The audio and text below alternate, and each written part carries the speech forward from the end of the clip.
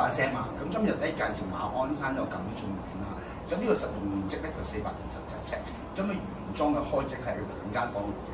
咁因為戶主咧佢2公婆住啦，咁啊將佢變成1房。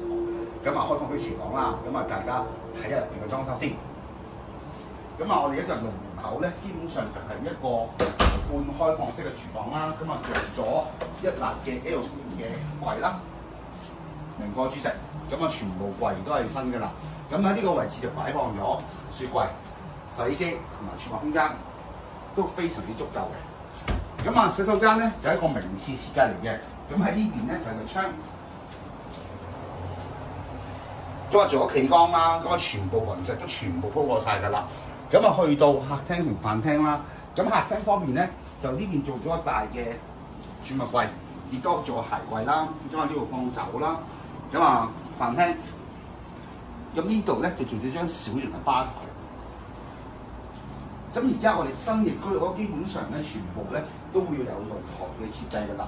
咁露台方向咧就向北，就望翻去七日區啦，呢個海點灣啊、加樂星湖灣啊、曉峰灣畔啊，有啲海景嘅呢個露台。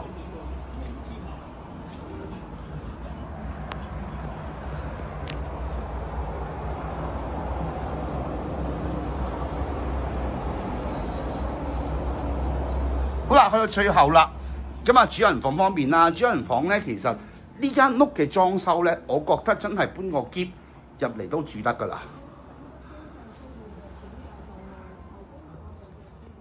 如果我冇睇錯，呢張床咧應該係4尺半乘6尺。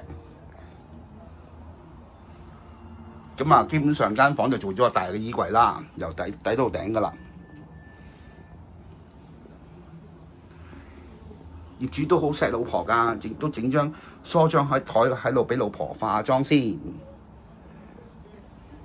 如果大家對呢個單位興趣，可以 call 我聲，電話係90927032，90927032，等你電話。